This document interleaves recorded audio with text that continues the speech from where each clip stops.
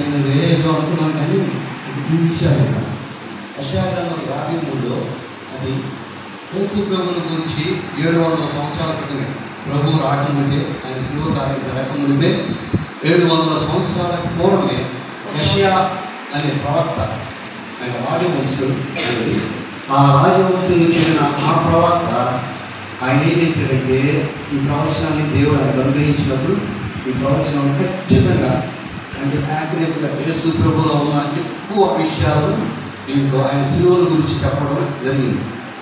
ఇది యెషయా గ్రంథం 53లో వచ్చారు. దీంట్లో మనం చదువుతున్నప్పుడు ఎలా ఉండాలంటే అతని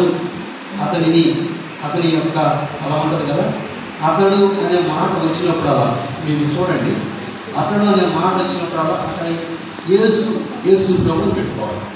అతడు యెహోవా అన్నప్పుడు దేవుడు, తర్వాత దేవుడు అన్నప్పుడు దేవుడు అంటే యెహోవా దేవుడు. అక్కడ 3 సార్లు ఉంటుంది, దాదాపుగా 33 సార్లు అతడు అనే మాట ఉంటుంది యేసు ప్రభు నుంచి. ఒక విషయాన్ని పదే చెప్పనుకో, రెండోసారి చెప్పనుకో, మూడోసారి చెప్పనుకో, దాని యొక్క విలువ ఏంటి అంటే ప్రాముఖ్యమైనది. అంటే మాటికి చెప్తున్నారంటే దాని యొక్క విలువ ఏంటంటే ప్రాముఖ్యమైనది. ఇక్కడ 33 సార్లు యేసు ప్రభుడు, మీరు ఇక ఒక చూడండి, తర్వాత అనుభవించి నాకు 33 సార్లు కనబడింది, ఇంకా ఉండొచ్చేమో, కానీ ఆ 33 సార్లు కూడా రాయబడిందంటే అది ఎంత ప్రాముఖ్యమైంది అంటే ప్రభు ఎంత ప్రాముఖ్యమైన వాడు, ప్రభు ఎంత గొప్పవాడు. ఆయన గురించి ఒక అధ్యాయంలో 53 యెషయా గ్రంథంలో 33 సార్లు రాయబడ్డాలి ఆ విషయంలో ఆయన గురించి. అతను శ్రమ నొందెను, అతని నలగొట్టు ఇష్టమాయను, అతను మనందరి దోషములు భరించెను, సమాధానాత్మకమైన శిక్ష ఆయన మీద పడెను. ఇలాంటి మాట చూసినప్పుడు అక్కడ అతను అనే మాట యేసు ప్రభువుని గుర్తుపెట్టారు. సహజంగా మనం కొత్త నిబంధనలు చూసినప్పుడు యేసు ప్రభువుని ఎక్కడ కూడా అతను అంటారు, ఏమంటారు ఆయన అంటారు కదా. ఆయన మన ఇంటి వారిని పెద్దాయన మనం కొత్త నిబంధనలు ఉన్నారని కూడా తెలుస్తుంది. మా వారు కానీ మా ఆయన వచ్చారు అంటారు, అంటే అంత గౌరవప్రదమైన మాట. ఆయన అనేది ఆయన మన పోషకుడు, ఆయన మన భారం భరించేవాడు, ఆయన మన భర్త. భర్త అంటే ఈ లోక సంబంధమైన భర్త కాదు, భర్త అంటే భరించేవాడు. భర్త అంటే మన భారములని భరించేవాడు, మనం పోషించేవాడు, కుటుంబ యజమాని. అయితే ప్రభువు భర్త అంటంలో అర్థం ఏంటంటే ఆయన మనకి అన్నీ చూసుకునేవాడు, ఏది కూడా పొదువు లేకుండా చూసుకునేవాడు. అందుకని ఆయన పెళ్లి కుమారుడు, మనం అందరం కూడా పెళ్లి కుమార్తె వధువు సంఘం, పెళ్లి కుమార్తె ఉంటుంది, వధువు సంఘం అందరం. ఇప్పుడు రేపు పర్లోకం వెళ్ళామనుకోండి, పర్లోకం వెళ్తే ఎలా ఉంటాము? సరోజమ్మ గారు ఉన్నారా? సరోజమ్మ ఆంటీని పర్లోకం వెళ్ళిన తర్వాత ఎవరిని చూస్తాం? పర్లోకంలో వెళ్ళిన తర్వాత సరోజమ్మ ఆంటీ చూడకూడదు, అక్కడ చూసినా అలా ఉండకూడదు. సరోజమ్మ ఆంటీ ఉంటాడు, యేసు ప్రభు ఉంటాడు. సరోజమ్మ ఆంటీ చూసినప్పుడు యేసు ప్రభు కనపడాలి. నేనున్నానంటే నన్ను చూస్తే నేను యేసు ప్రభులా కనపడాలి. మిమ్మల్ని ఎవరైనా ఏ ఒక్కరైనా యేసు ప్రభువే కాదు, ఆయనకి సమరూపమైన పోలిక మనం ఉంటుంది. ఇక అక్కడ అనేక మంది ఉంటాము, కానీ అందరూ యేసు ప్రభులానే ఉంటాం. ఈ భూమి మీద మనకి ఇచ్చిన ఆయుష్ను, మనకి ఇచ్చిన సమయము, మనకి ఇచ్చిన ఇటువంటి కాలం ఎందుకంటే మనం ఆయన స్వరూపంలో పెరగాలి, ఆయన వలే మారడానికి, ఆయన స్వభావం, ఆయన పోలిక, ఇవన్నీ కూడా ఆయన గుణగణాలన్నీ కూడా మనలో కలగాలి. కాబట్టి ఈ సమయంలో మనం ఉన్నాం. చాలామంది కోవిడ్ టైంలో చనిపోయారు, కొంతమందికి ఆయుష్ ఇచ్చి బ్రతికించారు. అయితే ఏంటి, ఆ కడుపులో ఉన్న బిడ్డ పుట్టి ఆ రూపం ఏర్పడతా ఉంది కదా, ఆ రూపం ఏర్పడే విధానంలో పరిపూర్ణమైనప్పుడు ఆ బిడ్డ ప్రసవించుకుంది. అలాగే యేసు ప్రభువు నమ్ముకున్న బిడ్డలు యేసు ప్రభు మారే తేనే పరలోకం అంటారు. ఇది ఒకటి గుర్తుపెట్టు.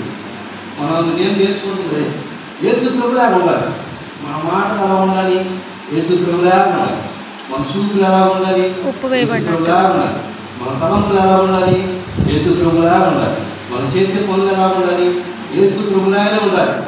మనము మరి అంతగా మనం ఉండగలమా అంటే అదే తప్పిది, అదే అభ్యాసం.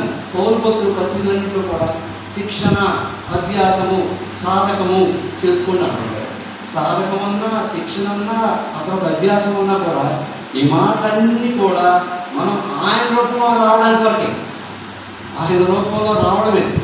ఇక్కడ ఉన్నట్టుగా మనము మాట్లాడితే కుదరదు అక్కడ. ఇక్కడ ఉన్న స్వభావం మనం వెళ్ళిపోతాడు, కుదరదు అక్కడ. మనం ఎప్పటికీ వెళ్ళాలి. యేసు ప్రభులాగానే మనం మారిపోవాలి. అందుకని సమయం ఇచ్చారు. ఒకవేళ నాలో ఇటువంటి తప్పు ఉంది, ఆ తప్పు సరి చేసుకోవడానికి సమయం ఇచ్చారు. ఈ విధమైన 40 రోజులు కూడుకుంటున్నాం చూసారా మనం, లెంట్ డేస్ అంటున్నాం మేము. అది చాలా సంఘాలు ఉండదు. లెంట్ డేస్ అనేది మనకి ఇవ్వబడతానికి కారణం ఏంటంటే, మనం పూర్వీకులు కానీ ఎవరైనా దీన్ని ప్రవేశపెట్టినప్పుడు ఈ లెంట్ డేస్ అనేది ఒక కృపా సాధనం. అది కృపా సాధనలో మనకి చాలా ఇవ్వబడ్డాయి. మనం కృపచేత రక్షించబడ్డాం.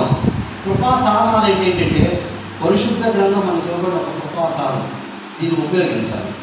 ఇది ఒక ఇన్స్ట్రుమెంట్, అంటే ఒక సాధనం, ఒక మనకి ఇవ్వబడిన పుస్తకము, సాధనం, వస్తుంది. దీన్ని మనకి ఎందుకు ఇచ్చారు ప్రభు? ఆదివారం మాత్రం తీసుకొచ్చి మిగతా దినాలు అక్కడ సొరుగులో పడేసి మళ్ళీ ఆదివారం నాడు దాన్ని భూమి దులిపి దాన్ని తీసుకురావడానికి బైబిల్ చదవాలి. ఈ కృపా సాధనాన్ని చదువుతున్నప్పుడు యేసు ప్రభుతో మాట్లాడుతుంటారు, నాతో మాట్లాడుతుంటారు. నేను చాలా సమయంలో ఈ మధ్య నేను నేర్చుకుంటుంది, అంటే నేర్చుకుంటూనే ఉంటాం. ప్రాసెస్ అంతా కూడా అలాగే ఉంటుంది. ఏదైనా కష్టం వచ్చిందనుకోండి, ఆ కష్టం వస్తే ఉద్యోగం పోయింది. ఉద్యోగం పోయినప్పుడు నా స్వభావం ఎలా ఉండాలి? ఈ సమయం ఎలా ఆలోచిస్తుంటే, ఈ టైంలో యేసు ప్రభు ఎలా ఆలోచిస్తారు, ఇలాంటి కష్టం ఎలా ఉంటాడు యేసు ప్రభు అనేది అలా. ఒక విధంగా ఇంట్లో కొందరు వచ్చి నా భార్య ఎవరో నన్ను ఒత్తిడి చేసేసి ఏదో విధంగా కష్టపడతాననుకోండి, ఆ టైంలో నేను ఎలా ఉండాలంటే నేను ఆలోచిస్తున్నాను. అలాగే ఎలా ఆలోచిస్తున్నానంటే, ఇదే సమయంలో ఇలాంటి పరిస్థితులు ఏసైతే ఎలా ఉంటాడు, ఇలాంటి వాటన్నిటి ఆయన మన సహానుభావం లేనివాడు కాదు కదా. ఆయన అన్నీ కూడా అనిపించగలిగింది. ఆయన యొక్క అన్నదమ్ములు, ఇంటి వారు యేసు ప్రభు ఉన్నారు, మతి లేని వాడు. మార్కు సువార్త, ఇదిగో ప్రభు నీ సహోదరుడు నీ తల్లి వచ్చినారంటే, నా సహోదరులు ఎవరు, నా తల్లి ఎవరు అని అన్న ముందు పైన భాగం ఏంటంటే ఆయన మతి చెల్లించిందని చెప్పి ఆయన వెనక్కి వచ్చారు. అంటే యేసు ప్రభు దేవుని సేవలో ఆయన పరిపూర్ణమైన సేవారంభంలో ఆయన వస్తే ఆయన మతి చెల్లించిందని చెప్పేసి వారింటి వారే ఆయన అన్నప్పుడు మన ఇంట్లో వారు మనం అంటున్నప్పుడు మనము ఓర్చుకోవాలా లేదా? అంటే మన ఇంట్లో వారు మనకి తొందరగా కడుతున్నప్పుడు మనం తట్టుకోవాలా లేదా? మనం ఆ స్వారూప్యంలో రావాలంటే పనికిరాని ప్రతి తీగ కూడా పెరిగి కట్ చేయాలి కదా. కట్ చేస్తున్నప్పుడు ఏమవుతుంది? నూతన ఆ బాధ కలుగుతుందిగా. అదే క్రైస్తవ జీవితం. అది కట్ చేస్తా ఉన్నప్పుడు ఆ కట్ చేసేసి ఆ విధంగా ఉంచడం అనేది దేవుని చిత్తం కాదు. ఫలించు తీగ బహుగా ఫలించాలని చెప్పి అది కట్ చేయడం జరుగుతుంది. అప్పుడు మనం ఏమంటే బహుగా ఫలిస్తాం. ఆయన వలే ఆయన గుణగణాలు కలిగి యేసు ప్రభు యొక్క స్వారీకుల్లోకి మనము వస్తాం. ఇది క్రైస్తవ జీవితంలో ఉంది. ఇది ఒక కృపాసారం. రెండోది ఇవ్వబడిన కృపాసారం ఏంటంటే ప్రార్థన. దేవుడు ఈ లోకంలో చాలామందికి అవకాశం ఇచ్చారు కానీ వాళ్ళకి ఎవరికి తెలియదు. మనము చాలా సమయాల్లో సంఘంలో కూడుకున్నప్పుడు తోటాడుకుంటాం. నేను ప్రార్థన చేయాలనుకుంటాం, నా మాట వినాలనుకుంటాం, జనాలు నేను మంచి మంచి వర్డ్స్ వాడుతూ ఉంటాం, మంచిది. కానీ మనం ఆలోచించవలసిన విషయం ఏంటంటే ఎంతవరకు వ్యక్తిగతంగా ప్రార్థన చేస్తాం, ఎంతవరకు వ్యక్తిగతంగా నీవు నీ ఇంట్లో నువ్వు ప్రార్థన చేస్తున్నావు. అది ఆ సాధనాన్ని ఉపయోగిస్తున్నావా, లేకపోతే టీవీకి ఎంత ఇస్తున్నావు, లేకపోతే పిల్లలకి ఎంత ఇస్తున్నావు, లేకపోతే ఇతరులతో మాట్లాడడానికి ఎంత టైం ఇస్తున్నాం, లేకపోతే మనకు ఉద్యోగానికి ఎంత టైం ఇస్తున్నాం. కానీ ప్రభువుతో గడపడానికి మనం ఎంత సమయం ఇస్తున్నాము? ఇవన్నీ చేయకపోతే ప్రభులా మాట్లాడు.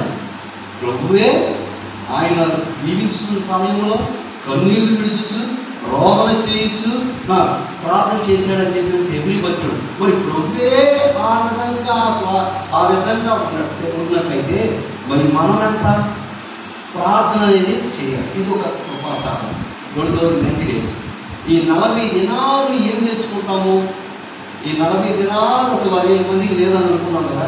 ఈ 40 దినాల్లో మనము ఆయన స్వారూప్యంలో మారడమే, ఆయన స్వారూప్యంలోకి మారడమే. నోటిని ఎంతవరకు అదుపు చేసుకుంటాం? నోటిని అదుపు చేసుకోగలం. ఈ 40 రోజులు నోటిని అదుపు చేసుకున్నాము. ఇతరుల మీద ఆ విధమైన ఏమన్నా మాటలు అనే మాటలు ఏమన్నా సరి చేసుకోగలిగామా? లేకపోతే సంఘంలో ఉన్నప్పుడు వచ్చే గొడవలు ఏంటి? కొన్ని సమయాల్లో వీరు గొప్ప వారి గొప్ప అలా ఉంటుంది. అలాంటి విషయంలో మన జీవితంలో ఏమన్నా ఆ యొక్క తీసివేసుకోవడం జరిగిందా? 40 సంవత్సరాలు 40 దినాలు ఎన్ని సంవత్సరాలు మనం జీవించుంటాం. మరి మనకు ఆ స్వారీకం వచ్చిందా? ఆ స్వారీకం వచ్చిందా? అందుకని ఇలాంటి కనుక మనము ఆ విధమైన ఆలోచనలోకి వెళ్ళాలి. నేను యేసు ప్రభువు గురించి ఈ శిలువ గురించి కొన్ని విషయాలు నేను మీతో మాట్లాడాల్సి అనుకున్నప్పుడు ఈ శిలువలో కొన్ని కార్యాలు జరిగినాయి. అవి ఏమిటి అంటే శిలువ అనేది ఏంటంటే యేసు శిలువ మనకి ఏం దయచేస్తుంది? యేసు ప్రభు యొక్క శిలువ మనకి ఏం దయచేస్తుందంటే యేసు ప్రభుని చూడగానే లోకంలో ఉన్నవారు అనుకుంటే కొంతమంది యేసు ప్రభుకి ఆయన దేవుడైతే ఆయన శిలువ నుంచి దిగి రావచ్చు కదా, ఆయన దేవుడైతే తాను ఎందుకు కాపాడుకోలేకపోయారు? ఈ మాట వీళ్ళకి ఇప్పుడు పుట్టింది కాదు. బైబిల్లో ఎప్పుడో ఆ దినాల్లో ఉన్నవారు అన్నారు, నువ్వు కనుక దేవుని కుమారుడు అయితే, నువ్వే కనుక అయితే నువ్వు ఆ శిలువ నుంచి దిగిరా, అప్పుడు నమ్ముతాను. అయితే విశ్వాసంగా మనకి ప్రభు అనుగ్రహించిన గొప్ప తెలియదు. కొంతమంది మనకు అర్థం కాదు. తెలియకపోయినా మనకు తెలిసింది ఏంటంటే చూసి నమ్మిన వారికంటే ఆ విషయం మనకి తెలుసు. కనుక మనం అందరూ కూడా ఎవరంటే ధన్యులు. మనం చూడలేదు, ఆ శిలువ కార్యాలు చూడలేదు, కానీ శిలువ కార్యం చూడలేదు. కానీ మరి ఎలాగా శిలువ కార్యములు కూర్చిన అనుభవంలోకి వెళ్ళాలి. శిలువ కార్యంలోని అనుభవంలోకి వెళ్ళడం అంటే అవి ప్రభువులా మాటలు వస్తాయి, నిందలు వస్తాయి. ఇవన్నీ కూడా మనము జయించాలి. దేవుడు మన పాపాలన్నిటికి కూడా పరిష్కారం. యేసు ప్రభువుకి మనం యేసు ప్రభువుని చూస్తాం. ఆయన పరలోకంలో ఉన్నప్పుడు యెహోవా దేవుడుగా, ఈ మధ్యలో మన మధ్యలో ఎవరు ఉన్నట్టే పరిశుద్ధాత్మ ప్రభువుగా ఆయన ఉన్నాడు. కనుక శిలువలో జరిగిన కార్యాలు ఏంటంటే ఒకటి చూడండి. ఫస్ట్ది దేవుడు శిలువ ద్వారా తన శక్తిని బహిర్గతం చేశాడు. మొట్టమొదటిది ఏంటంటే ఆయన అనంతమైన శక్తిని బయలుపరిచాడు. చూడండి 1 కొరింథీ 1వ అధ్యాయము 18వ వచనం. 1 కొరింథీ 1వ అధ్యాయము 18వ వచనం. శిలువను గురించిన వార్త నశించుచున్న వారికి వెలితనము కానీ రక్షించబడుచున్న మనకు దేవుని శక్తి. ఇక్కడ శిలువలో ఏం కనపడుతుంది? మనకి దేవుని యొక్క శక్తి కనపడుతుంది. శిలువను గురించిన వార్త నశించిపోతున్న వారికి వెలితనం, కానీ రక్షించబడుతున్న మనకి ఏదో యాదృచ్ఛికంగా ఇక్కడికి ఎవరు రాలేదు. ఇక్కడ మనం అనుకోవచ్చు, సమయం ఉంది వచ్చాను అనుకోవచ్చు, లేకపోతే ఏదో ఇట్లాంటి పొలాల్లో పుట్టాను కాబట్టి ఈ విధంగా నేను ప్రభువు నమ్ముకున్నాను అనుకోవచ్చు. అలాంటిది ఏం కాదు. మన పట్ల దేవుడికి ఉన్న ప్రణాళికను బట్టి ఈ సమయంలో ఆయన నిన్ను నన్ను ప్రేమించాడు కాబట్టి మనం ఆయన దగ్గరికి వచ్చాం. యోహాను సువార్త 2వ అధ్యాయంలో అంటారంటే, ఇదిగో ఒకడు నా తండ్రి చేత ఆకర్షించబడితేనే కానీ వాడు నా దగ్గరకు యేసు ప్రభు చేత ఆకర్షించబడ్డాం కనుకనే మనము ఈ విధంగా వచ్చాము. కానీ ఏదో మనము మన భక్తితో లేకపోతే గొప్పతనంతో మనం ఇక్కడికి రాలేదు. కనుక దీంట్లో ఏం కావాలి? సిలువలో ఉన్న మాట ఏంటంటే సిలువను కూర్చున్న వార్త నశించుచున్న వారికి వెలితనం, కానీ రక్షించబడుచున్న మనకు ఏమైంది? దేవుని శక్తి. ఈ శక్తి చేత మనం ఏమయ్యామంటే రక్షించబడ్డాము. ఇది మొదటిది, దేవుడు సిలువ ద్వారా చేశాడు. రెండోది, ఆయన సిలువలో ఏం చేశారు? ఆయన సిలువ ద్వారా దేవుడు మనల్ని అంగీకరించాడు. సిలువలో జరిగిన కార్యం ఏంటంటే నేను మనమందరం కూడా ఆయన అంగీకరించబడ్డాం, ఆయన చేత అంగీకరించబడ్డాం. యెషయా గ్రంథం 55 ఏమన్నంటే, మీ పాపం మీకును దేవుడికి మధ్య ఎలా వచ్చిందట?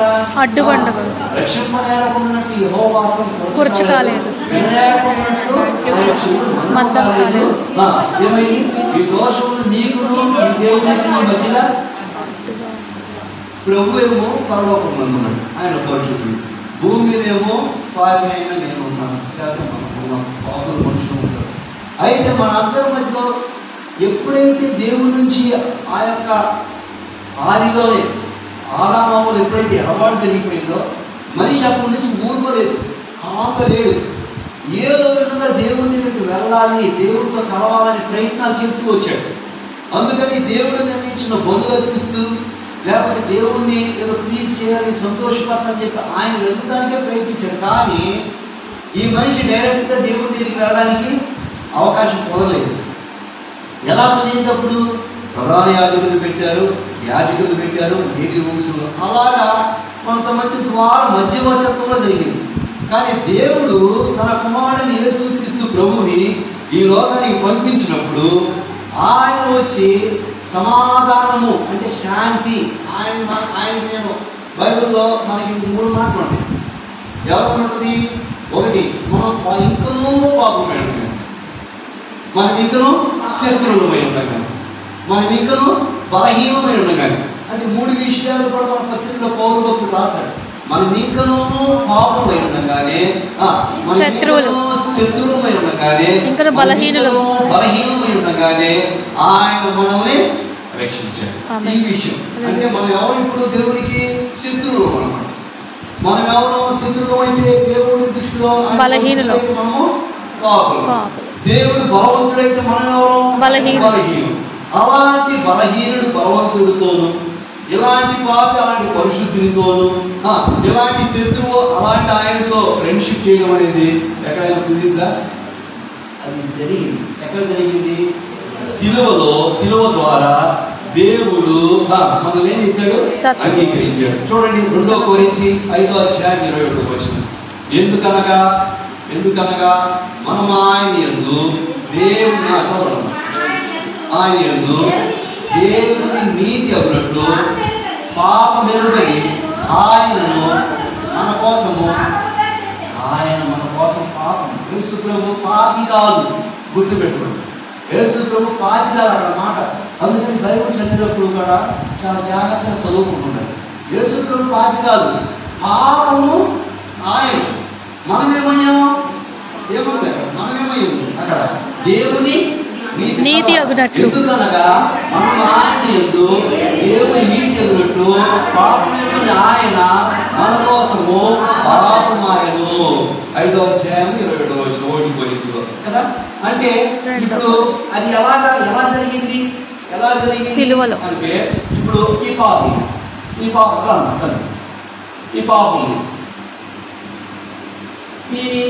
వస్త్రం అంతా కూడా పాపం వస్తుంది. ఈ పాపం వస్తుంది. నేను దేవుడు కాదులే, కానీ మీకు అర్థమడదు. దేవుడు పరిశుద్ధుడు. అయ్యగారు అనుకోండి, అయ్యగారు వస్త్రాలు కర్మన్నాయి కాబట్టి అయ్యగారు వచ్చేసేసి పరిశుద్ధుడు అంటే దేవుడితో మనం పోల్చుకున్నాం. ఆయన ఈ మనిషి ఎవరంటే పాపంలో. ఇప్పుడు ఈ పాపి దేవుడి దగ్గరికి రావాలంటే, దేవుడి ఏమంతో సహవాసం చేయాలంటే కుదరట్లేదు. వీరిద్దరి మధ్యలో సంధి జరగాలి కదా. ఈ సంధి జరగడానికి ఆయన ఏం చేశాడంటే, ఆయన కుమారుడు యేసుక్రీస్తు ప్రభువుని పంపించాడు. వీడు పంపించిన తర్వాత ఆయన ఏం చేశాడంటే, తండ్రితోనూ కుమారుడు ఆ పాపైన మనిషిని మధ్యలో నిలబడి ఆ స్థానంలో ఆయన చనిపోవడం జరిగింది. ఇది ప్రభువుకి అంగీకారం. అందుకని ప్రభు ఏం చేశాడు? తన యొక్క వస్త్రాలు తీసి ఆమెకిచ్చి ఆమె వస్త్రాలు తీసుకొని ఏం ధరించాడు. ఇప్పుడు దేవుని నీకేమో ఆమెకు వెళ్ళింది, లేదా ఆయనకి వెళ్ళాడు, లేకపోతే నాకు వచ్చింది. ఆ యొక్క పాపం అంటే ఎవరికి వచ్చింది? అది సిలువలో జరిగిన. అంటే పాపం ఎరుగని ఆయన పాపమైన మన కోసం పాపమయ్యాడు. అంతే కదా, అక్కడ వదిలిపెట్ట. దేవుని నీతిగా మార్చేశాడు మనం. దేవుని నీతి అయిపోయాం మనం అంతా. అంటే మన నీతి ఎలాంటి నీతి? మురికి గుడ్డలతో బాగా తెలుసు. మురికి గుడ్డలు అనేస్తాం కదా, కానీ అంటే పెద్దవాళ్ళు కానీ మాట్లాడవచ్చు, కానీ తెలియాలి. దేవుని నీతి అంటే అది ఆ నీతిని మామూలు నీతితో పోట్లాడలేదు. ఎవ్రీ బైబుల్ ఆయన వచ్చేసి రైట్ టైం. అందుకని కాలం సంపూర్ణమైనప్పుడు దేవుడు తన కుమారుడు గురించి నువ్వు రైట్ టైంలో, ఇక అసలు దానికి ఒక సెకండ్ అటు కానీ ఇటు కానీ లేదు, ఖచ్చితమైన సమయంలో ప్రభు వచ్చి నన్ను పక్కకి నెట్టి అప్పుడు ఆయన తెలుసుకోవడం జరిగింది అనమాట. అంటే అలా చనిపోయాడు. లేకపోతే నన్ను ఇలా పెట్టి నాకు కత్తిద్దారు నా తలకాయ నరకడానికి. అటువంటి సమయంలో ఆయన తెప్పించి ఆయన తలకాయ పెట్టి అంటే అట్లాగా రక్షించబడ్డాము. అందుకని ఈ రక్తంలో చూశాడు ప్రభు. అప్పుడు మనమే నీపడ్డామంటే అంగీకరించు. ఈ రక్తంలో దోషం లేదు. నా రక్తంలో అయితే దోషం, నా తల్లిదండ్రుల రక్తంలో దోషం, మనందరి రక్తంలో దోషం. రక్తంలో చిందించబడకుండా పాప క్షమాపణ కలగదు. అయితే ఆ రక్తం ఎలా ఉండాలంటే పరిశుద్ధులై ఉండాలి, పరిశుద్ధుడిది. అందుకని మన వారు తిరిగి పాత నిబంధన ఏం చేశారు? గొర్రెల్ని, గోవుల్ని, మేకలు కదా, అంతేగాని గాడిదలు అంటే అవి డొమెస్టిక్ యానిమల్స్.